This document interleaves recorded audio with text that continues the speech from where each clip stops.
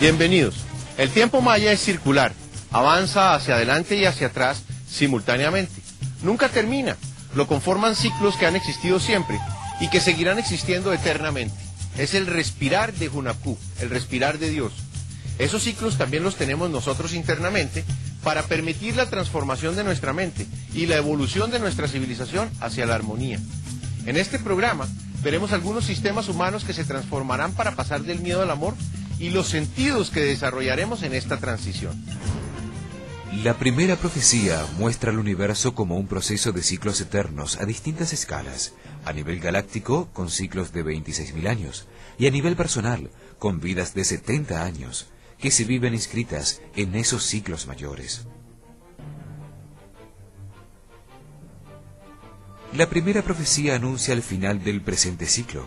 Dice que desde 1999 quedan 13 años, que cada hombre está en el salón de los espejos para encontrar en su propio interior su naturaleza multidimensional.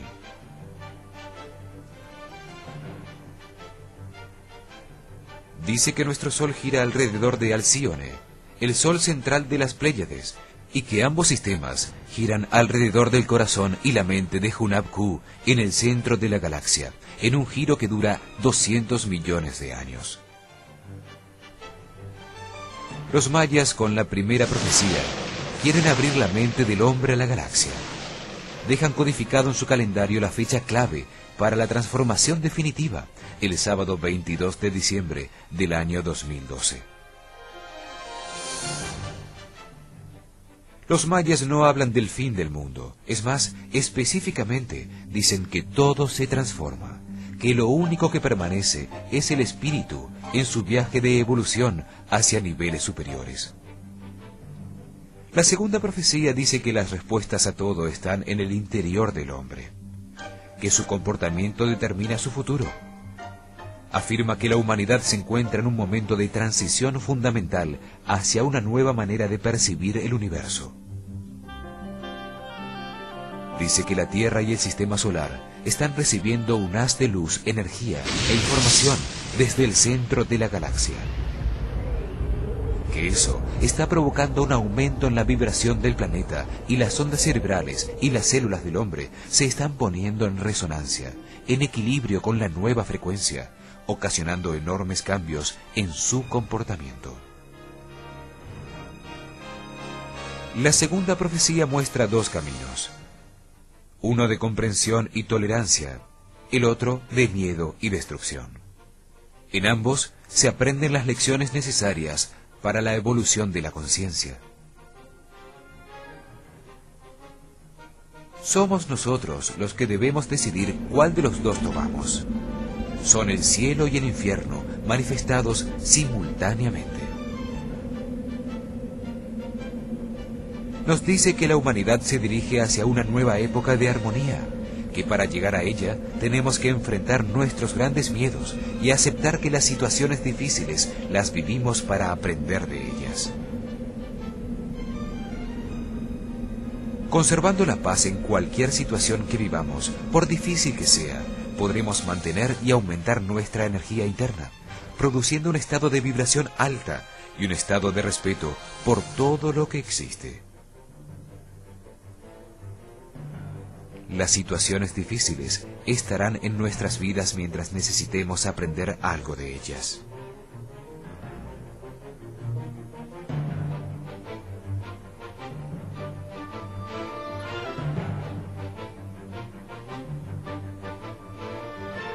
La tercera profecía nos dice que debemos tomar conciencia de nuestra influencia en el planeta para no seguir equivocándonos, provocando su destrucción, como ha sucedido a lo largo de la historia. Nos dice que los procesos de industrialización sin sentido ecológico han provocado con sus desechos un aumento general en la temperatura del planeta. Que esto se acentuará con el aumento de la actividad del Sol, causado por la energía que se recibe desde el centro de la galaxia, ocasionando grandes cambios en el clima y en los vientos. Serán vórtices de energía que limpiarán la superficie de la Tierra, que son la manifestación de la inconformidad de nuestro planeta y de las energías elementales contenidas en su interior.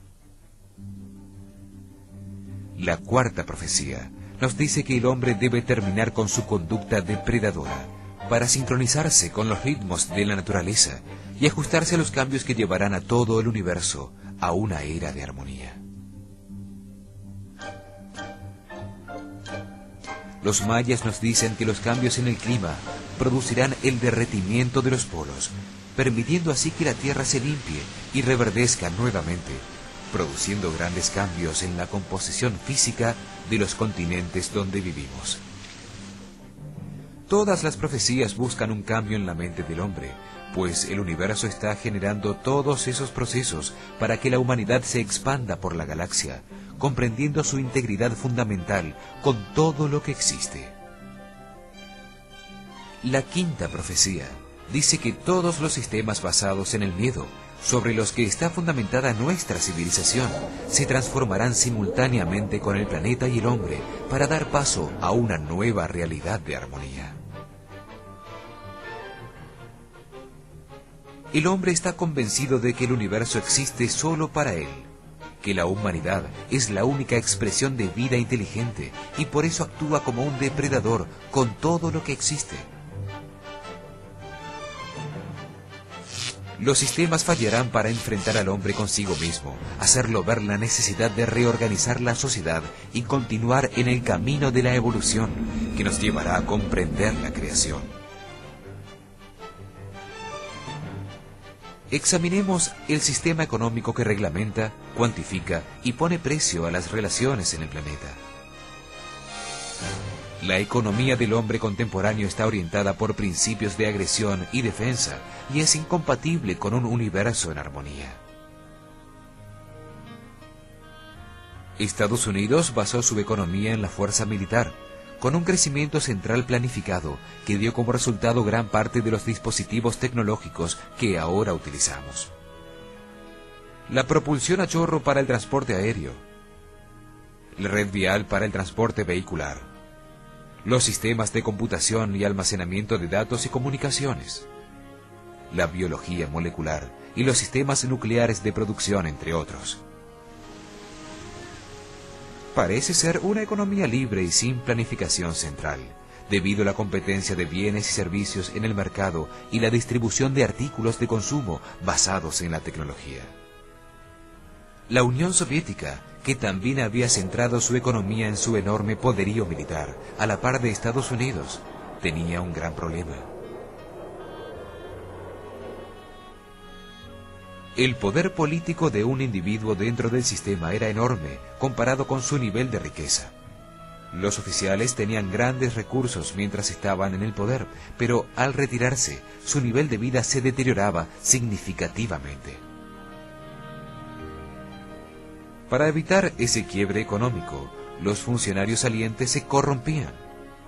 Todo esto puso en graves problemas al gobierno desde su seno mismo, fragmentando a la Unión Soviética en muchas naciones independientes y convirtiendo a todo su sistema en un caos. Lo que era la segunda potencia mundial está en ruinas, y todos los países entendieron, gracias a la Unión Soviética, que hay que tomar otro camino.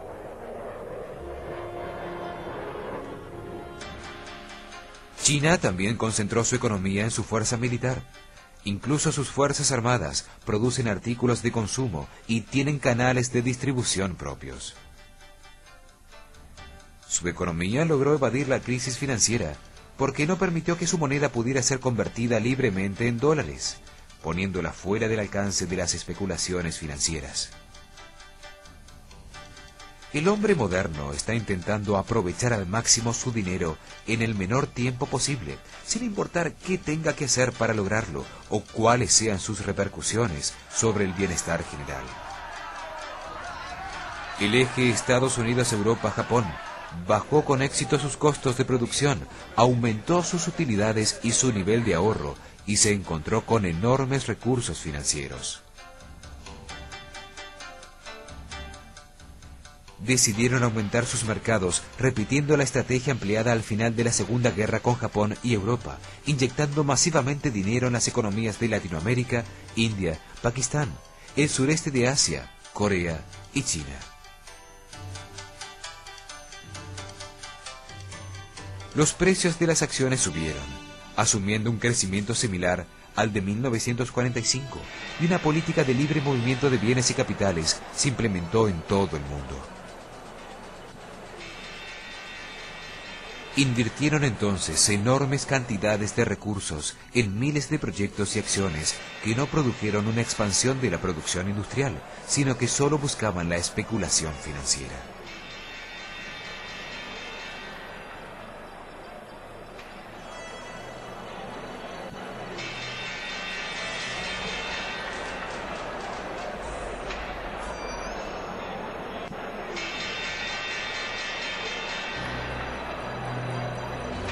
En estos momentos, prácticamente todas las economías del mundo están en crisis y se ha desatado una ola especulativa en todas partes. En un solo día, 1.5 trillones de dólares cambian de manos en los mercados financieros internacionales. Un 15% de caída en los mercados hacen desaparecer una riqueza equivalente a la producción anual de todas las fábricas de Estados Unidos. Desde 1995, la economía mundial no está dominada por el intercambio de automóviles, acero, trigo y otros bienes y artículos reales, sino por el intercambio de divisas, acciones y bonos, es decir, de riqueza virtual, con la que es muy fácil especular. Hay más dinero que nunca circulando entre los distintos países en búsqueda de la mayor utilidad en el menor tiempo. Los mercados de capital se están fusionando en un solo mercado global. La especulación financiera ha alterado todos los índices. La riqueza se ha vuelto invisible. Ya no se invierte en generar industria y bienestar. Lo único importante son los resultados trimestrales. Hay un 140% más de dinero en el mercado de capitales de los Estados Unidos que el que está empleado en la fabricación de bienes, muy por encima del punto especulativo más alto al que se llegó en 1929, antes del derrumbe financiero. El índice industrial Dow Jones aumentó 4 veces desde 1990. Hoy está por encima de los 11.000 puntos. Antes llevaba 72 años aumentar un 15% el promedio de precios ganancias. Para recuperar su equilibrio, debería bajar 5.300 puntos, una caída del 50%.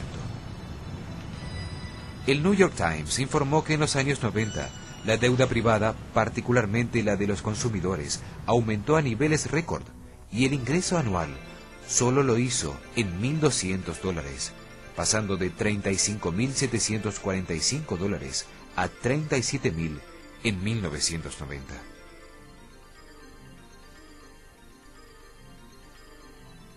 El síndrome de la tarjeta de crédito se ha vuelto un mal común. El hombre se endeuda más allá de lo que gana, poniendo su economía personal en la cuerda floja, y eso se refleja en todos los niveles. La especulación en torno al capital financiero condujo a una situación económica mucho más delicada que la de 1929, antes del derrumbe de la bolsa en 1930.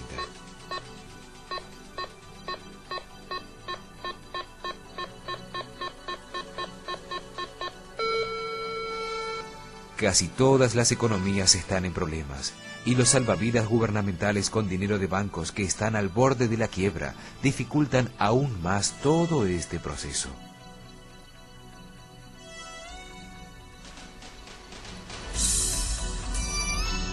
La quinta profecía maya dice que el dinero dejará de usarse como medio de intercambio, y los síntomas que surgen desde distintas partes del mundo parecen confirmarlo.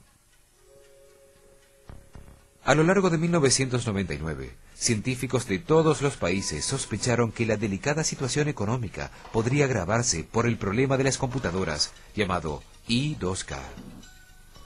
Diferentes organismos del Estado y compañías de todas partes invirtieron millones de dólares en programas de software y técnicos que fueran capaces de evitar que el caos informático terminara por desplomar el sistema económico y financiero mundial. El pánico surgió cuando los especialistas vieron hechas a través de las computadoras se hacía utilizando años de 2 dígitos en vez de los 4 dígitos reales. Las tarjetas perforadas en los años 50 y 60 tenían grandes limitaciones en cuanto a la cantidad de información. Por eso fecharon la información con solo 2 cifras. Esa diferencia por defecto se fue traspasando a los nuevos sistemas operacionales y computadoras sin ser corregido. Un subprograma anteponía automáticamente al año de 2 dígitos el número 19, para que el hombre viera un año de 4 dígitos, aunque realmente la computadora estaba procesando 2 cifras.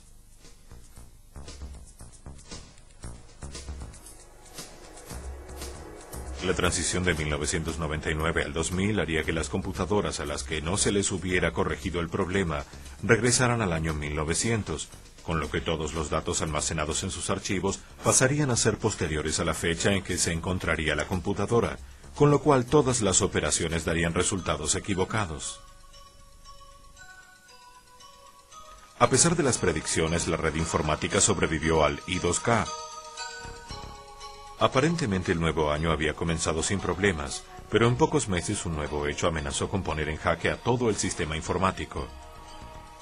Nuevos virus se propagaron por todo el mundo, afectaron los sistemas operativos de cientos de miles de máquinas, paralizando la actividad de una enorme cantidad de empresas durante semanas. A esto se suma el peligro de los hackers, piratas informáticos que rompen con la seguridad de las computadoras y pueden acceder y alterar cualquier información confidencial almacenada en un disco rígido. Además, con el surgimiento del comercio electrónico en la actualidad, es posible robar un número de tarjeta de crédito que esté viajando por Internet y hacer compras ilimitadas a través de la red. Miles de usuarios pueden quedar en bancarrota sin que sea posible comprobar quién efectuó la compra. Todos estos peligros pueden tener gravísimas implicancias para la economía mundial. Los sistemas de control de tráfico aéreo, las aduanas, las redes de transporte y los sistemas de telecomunicación, las redes de distribución de alimentos y las de electricidad son solo algunas de las ramas que se verían afectadas. Existen situaciones de alto riesgo en el sistema económico y en el de manejo de información. Y si a eso le agregamos el aumento en la actividad del Sol, que puede causar daños irreparables en los satélites, la situación se complica. Con las llamaradas solares se recibe una dosis inusual de rayos ultravioleta que expanden a la atmósfera superior de la Tierra, disminuyendo la presión que existe sobre los satélites que están a baja altura. Esto los hace bajar su órbita a una mucho más rápida, perdiéndose contacto temporal con ellos en el mejor de los casos e interrumpiendo todas las comunicaciones del planeta. También puede suceder que los 19.000 objetos que se encuentran en la órbita de la Tierra, al recibir una alta dosis de electromagnetismo del Sol, vean dañados sus componentes electrónicos y dejen de funcionar para siempre. Al afectarse la ionosfera por las extraordinarias emisiones solares, se producen alteraciones en todas las comunicaciones de radio y televisión, pues es en esa capa de la atmósfera en donde se transmiten y se reflejan las distintas frecuencias.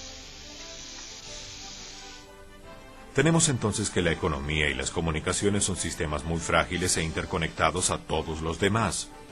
La red eléctrica es especialmente sensible a las llamaradas solares, como ocurrió durante 9 horas en todo Quebec, en 1989. El sistema de electricidad es la columna vertebral de nuestras sociedades contemporáneas.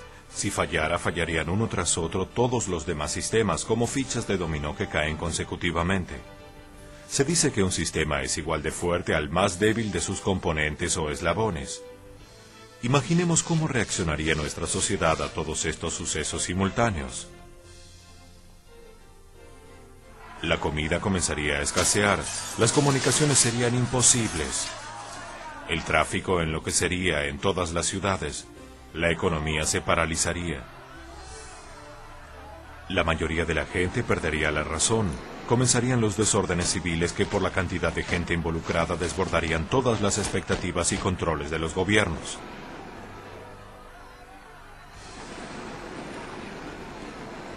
Esta situación de descontrol total modificaría para siempre todos los sistemas de la sociedad. Los sistemas religiosos basados en un Dios que infunde miedo también entrarían en crisis.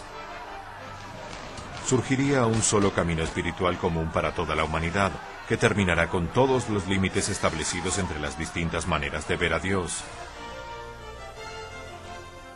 El nuevo día galáctico está anunciado por todas las religiones y cultos como una época de paz y armonía para toda la humanidad.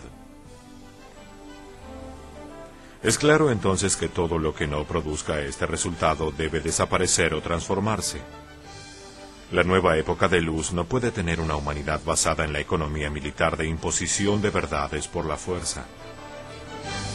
Los nuevos tiempos de armonía universal no pueden estar basados en un sistema no equitativo de distribución de la riqueza, representado en el dinero, la riqueza virtual y la especulación financiera. El amanecer de la galaxia debe basarse en el profundo respeto de los unos por los otros y en el reconocimiento de todo lo que existe como otra parte de cada uno. Por eso, no se necesitarán aparatos represivos. La nueva humanidad no necesitará de sistemas tecnológicos de comunicaciones existentes, pues el hombre estará conectado mentalmente y la violencia dejará de existir. Estamos en el final del ciclo de la noche de 5.125 años, en el final de un día galáctico de 26.000 años, a punto de entrar en el amanecer de la galaxia. La época de cambio que los mayas denominaron el tiempo del no tiempo, también fue profetizada por otras culturas y religiones. Todas coinciden en que está a punto de suceder un cambio de grandes proporciones. Para los budistas, aproximadamente en el año 500 a.C., Buda puso en movimiento la rueda del Dharma, y al hacerlo, dijo que ésta daría 5 vueltas, y que cada una duraría 500 años. Y al final del último giro, aproximadamente en esta época, vendría un período de caos que conduciría a una nueva fase en la evolución de la conciencia y a cambios sin precedentes en el hombre. Los indios de la tribu Hopi tienen una roca tallada de 2000 años de antigüedad, ubicada en Mesa Negra, Arizona. En ella se muestra el gran espíritu que lleva 2 caminos. El primero material, tecnológico, de la raza blanca. El segundo, espiritual, verdadero, de los Hopis. Los 2 caminos avanzan paralelos, pero al final, después de una época de purificación, el camino tecnológico zigzaguea y desaparece, mientras el camino Hopi florece hacia el quinto mundo.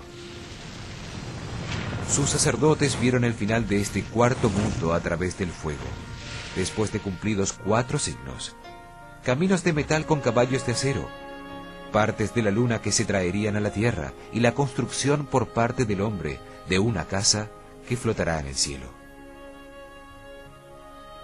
La casa en el cielo fue la estación Mir soviética, que debió ser abandonada porque tenía altas posibilidades de estrellarse sobre la tierra y ocasionar una catástrofe. El hombre se encuentra totalmente desconectado de la naturaleza. Esto puede verse en la manera en que medimos el tiempo y la tecnología que tenemos a nuestro alrededor. Ondas de radio, microondas, radares, teléfonos, televisión y todo tipo de frecuencias electromagnéticas nos están aislando de la vibración fundamental de la Tierra, y los sucesos extraños son cada vez más frecuentes en ella. Otro de los fenómenos extraños que han surgido últimamente es la aparición en Inglaterra y en otras partes de más de 3000 formas geométricas espontáneas que se forman en los cultivos.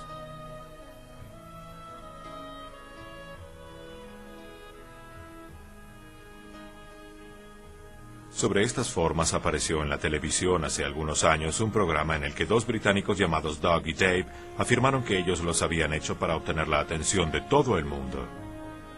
Esta información hizo que no se tomara en serio la aparición de estas formas geométricas. Sin embargo, continuaron apareciendo cada vez más intensamente.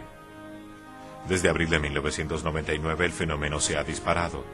Ahora aparecen en 3 y 4 sitios en distintos países simultáneamente cada noche. Inclusive dentro de áreas militares restringidas donde nadie puede entrar a voluntad. Existen organizaciones dedicadas a investigar los fenómenos con páginas de Internet dedicadas a su divulgación.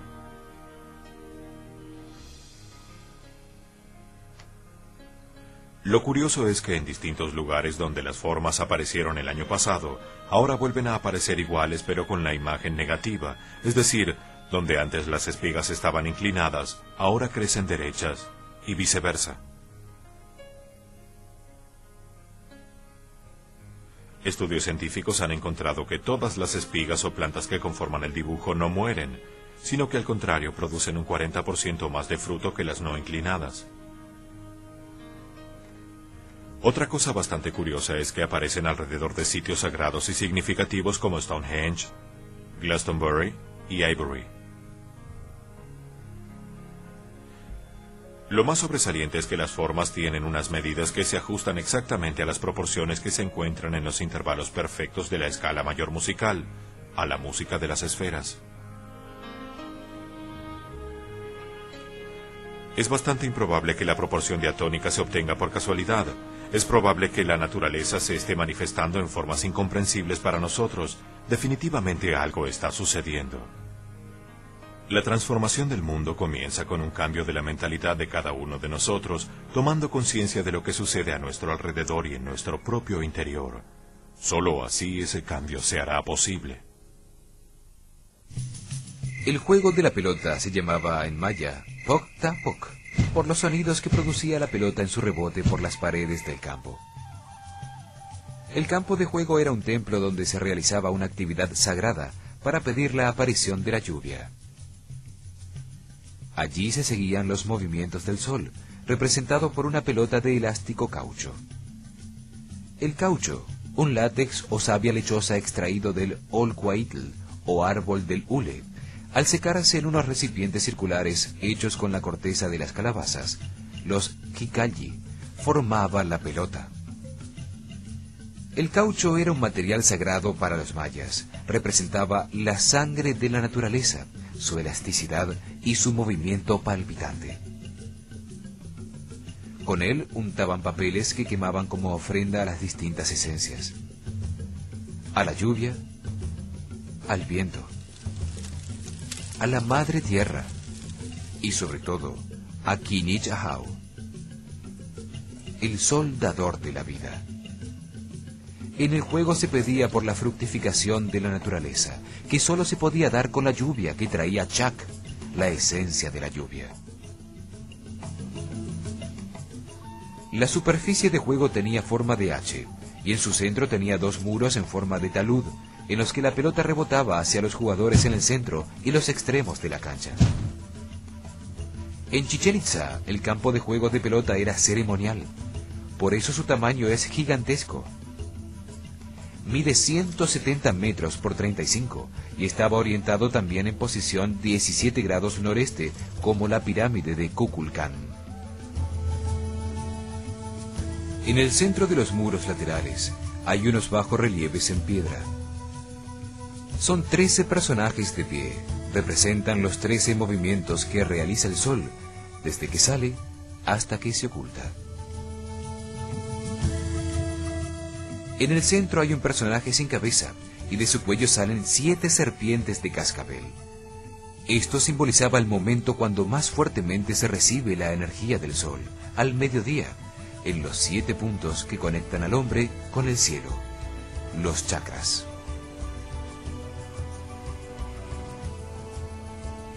Los mayas sabían que estos puntos estaban conectados a la columna vertebral, por la que se movían esas energías, a la que veían también como la forma de una serpiente, el Kundalini hindú.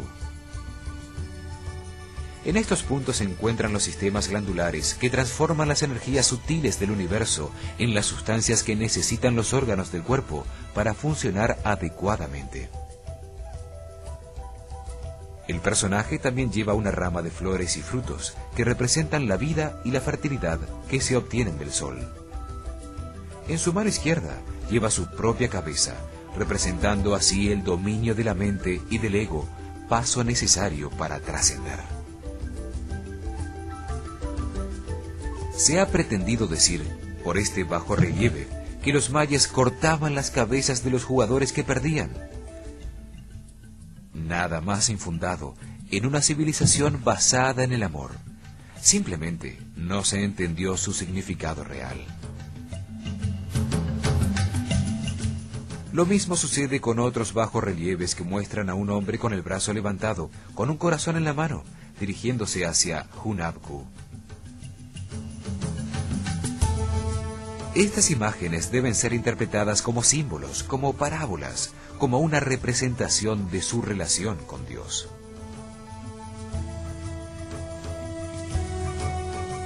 ¿No es acaso el corazón de Jesús un símbolo similar? ¿Podría una civilización futura conjeturar por esa imagen suya mal comprendida que los católicos le sacaban el corazón, lo envolvían en espinas y luego le prendían fuego en misas de sacrificio? El campo de juego de pelota en Chichén Itzá era un gigantesco templo donde se realizaban ceremonias para seguir y confirmar los movimientos del sol contra sus paredes laterales. El resto de las ciudades mayas también tenían su campo de juego de pelota, pero su tamaño era más cercano al de un campo de baloncesto, con la escala adecuada para 6 a 8 jugadores.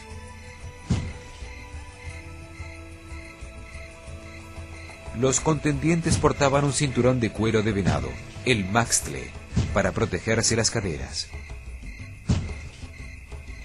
También usaban guantes de cuero y protectores en el antebrazo y la rodilla izquierda. La pelota se ponía en movimiento con una salida similar a la del voleibol actual, y los jugadores contrarios podían hacerla rebotar en sus caderas, muslos y antebrazos. El objetivo del juego era tener la pelota en movimiento permanentemente mientras se marcaban puntos en contra del otro equipo. Se ganaba un punto cuando la pelota pasaba la raya en uno de los dos extremos del campo contrario. Se ganaba el juego cuando la pelota era encestada en un aro de piedra o madera que existía a ambos lados del espacio central. El aro representaba la apertura en la tierra que servía al sol para descender al inframundo y resurgir de él. Cuando era traspasado exitosamente por la pelota de caucho, simbolizaba el momento en que el sol se ponía, terminando el juego inmediatamente. En ese momento, los espectadores que apoyaban al equipo contrario debían entregar sus mantas y ruanas de algodón a los espectadores que apoyaban a los ganadores, y se realizaba una gran fiesta que duraba varios días. Si queremos vivir una nueva era de armonía, la primera tarea es aprender a tener buenas relaciones con los demás, sentir y reconocer cada día los ciclos de la naturaleza, del sol y la luna. Abrir la mente a la nueva información y a la galaxia, intuir la realidad más allá de los sentidos y no limitarnos por los conceptos del tiempo y el espacio. Los mayas sabían que la materia es indestructible, se organiza y desorganiza eternamente, es decir, se transforma. Cuando sale de ella, el espíritu se desorganiza. Se cohesiona y organiza de acuerdo a los códigos genéticos de origen divino, cuando entra en ella el espíritu que la anima. Para ellos, el cuerpo físico, el material, el Widil Lil, es sólo una masa de energía densificada, materia indestructible, eterna, que sólo cambia permanentemente.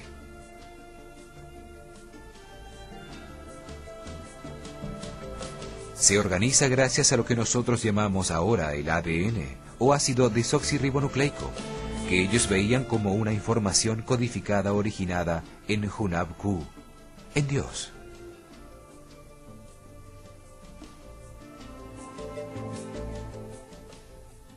Llamaron Ol al ego, a la personalidad que se disuelve después de cada reencarnación. Para ellos, Ol es la conciencia temporal del ser humano. El yo existe desde que el ser nace hasta que muere. es el resultado de las creencias acumuladas por las experiencias de la vida que se archivan en la mente. Es lo que define el comportamiento de las personas, sus emociones y sus sufrimientos. Veían a esta conciencia en la mente y la ubicaban en la parte superior del cráneo. En la lengua maya se dice Bugnonil Buklem. Significa vestido grande y luminoso. Es donde radica la inteligencia, la destreza, la habilidad, de donde sale la luz y se viste uno de resplandor.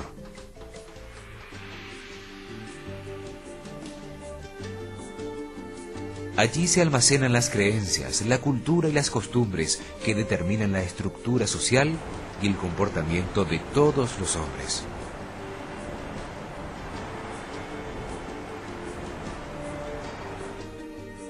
Su capacidad de aprendizaje es diferente para todos los seres humanos, ya que depende de su potencialidad genética, de la herencia de sus antepasados y de los efectos de su recorrido por otras vidas, de su karma.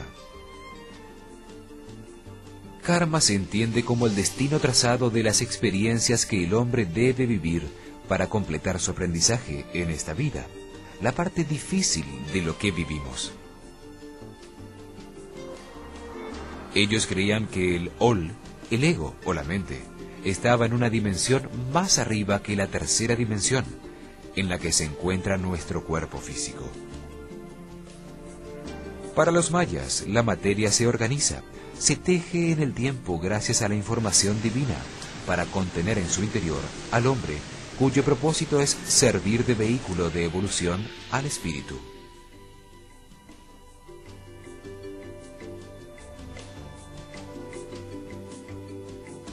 El espíritu, o Inhan, como lo llamaban ellos, es la conciencia permanente de todo ser humano. Existe antes de encarnarse en un cuerpo y permanece después de la muerte física. El espíritu es lo que realmente evoluciona hacia la perfección. Cada vida aumenta con sus experiencias vividas, con su Ol, con su ego. La personalidad es la que genera el proceso de evolución durante cada vida. El espíritu es la conciencia permanente, no se desorganiza ni se pierde nunca. Solo aumenta su comprensión sobre la creación con las experiencias vividas por las distintas personalidades en sus sucesivas encarnaciones. Esta parte del ser está en una dimensión aún más alta que la de la mente. Es la que permite o determina el cambio de las civilizaciones, de las estructuras sociales, de los cambios de comportamiento cuando evoluciona la mente. Así pasamos de la monarquía absolutista a la democracia que vivimos. Así pasaremos a escoger a nuestros gobernantes no por la cantidad de votos, sino por su sabiduría evidente. Los mayas dicen que el Ol, la personalidad de cada hombre, está sometida a influencias simultáneas de fuentes variadas y de mundos diversos. Influencias energéticas del Sol, de la Luna, de los planetas, influencias de las estrellas que se reciben simultáneamente, solo que con el predominio de unas sobre las otras. Según el momento, activan los 7 puntos de contacto del hombre con el universo. El manejo energético consciente de la energía interior captada por los 7 chakras produce fenómenos psíquicos y físicos que no han sido hasta hoy explicados científicamente. Ellos creían que la energía sagrada que se crea por la apertura espiritual activa el hipotálamo y las glándulas pituitaria y pineal, ampliando el espectro de percepción de nuestra mente. La activación de estas glándulas advierte al organismo que ponga a funcionar una parte de nuestro código genético que no solemos utilizar. Solo utilizamos 20 codones de los 64 que tenemos instalados. Los mayas creían que esto permitía a todos los hombres conectarse desde su propia mente individual con la mente del Sol y a través de él con la mente universal, Hunab-Ku, en el centro de la galaxia. practicaron la transferencia remota y espontánea de información entre los chilames, los sacerdotes del sol. Está comprobado que hay formas energéticas generadas por el organismo humano que son percibidas por otros seres humanos o registradas cuando sucede el movimiento de objetos inanimados. Todos hemos tenido un déjà vu, una sensación de que lo que estamos haciendo ya lo habíamos hecho en un tiempo pasado, en otro sitio. Nos muestra una realidad distinta a la presente, pero igualmente válida. Existen unas formas energéticas ya conocidas por los científicos, como la radiación electromagnética, la radiación ultravioleta del núcleo por las células, la radiación térmica del cuerpo o los voltajes registrados en las células y en la piel.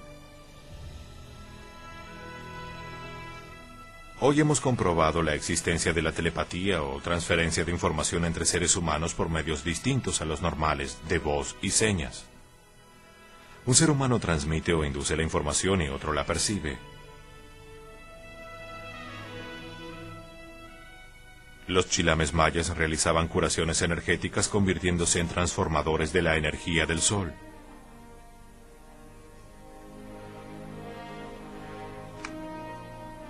Los mayas creían que la causa principal de las enfermedades estaba en relación con el equilibrio de los fluidos de la sangre, del ácido úrico.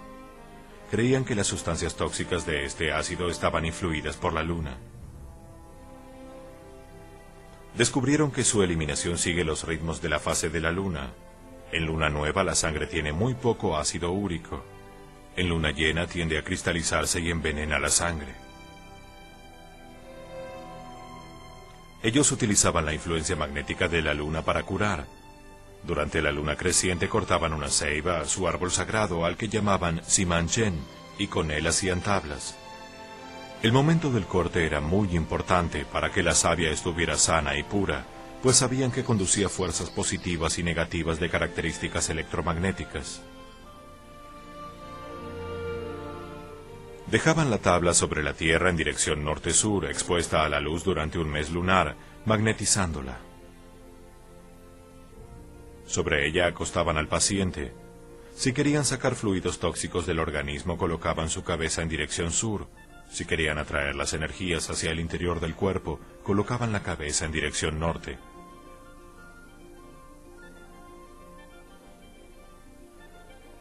La psicoquinesis es la capacidad del ser humano de generar energía o de usar la que tiene a su alrededor para mover objetos a distancia en el espacio.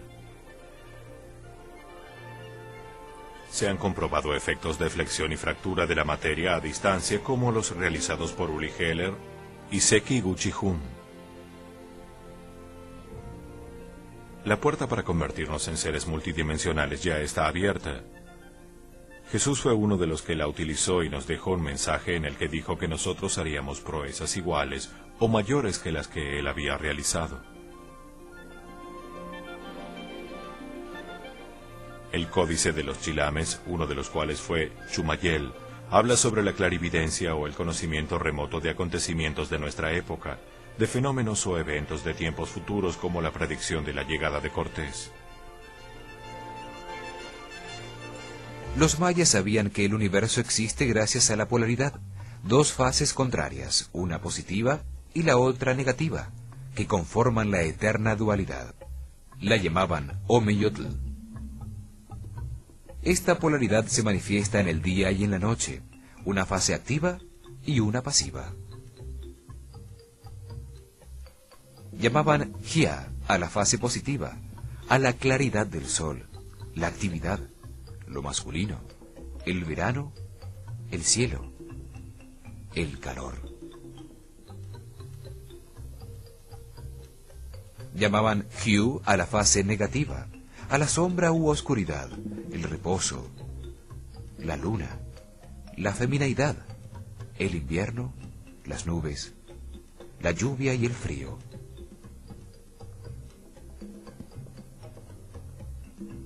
Hia-Hyu es la oposición entre el día y la noche, la claridad y la oscuridad, el calor y el frío, la sequedad y la humedad, la vida y la muerte. encontraron que estas dos fases no eran absolutas, es decir, se transforman permanentemente la una a la otra. Algo de la una contiene a la otra. Es decir, ondulan afectando a toda la naturaleza y todos los acontecimientos. El hombre es el resultado de esa eterna dualidad. Todos tenemos una parte masculina y una femenina. Los dos principales movimientos son la rotación y la traslación. Sin ellos, nada tendría vida. Para los mayas, el secreto del manejo del tiempo está en la sincronía con el presente. El pasado no existe y no tiene sentido preocuparnos por el futuro.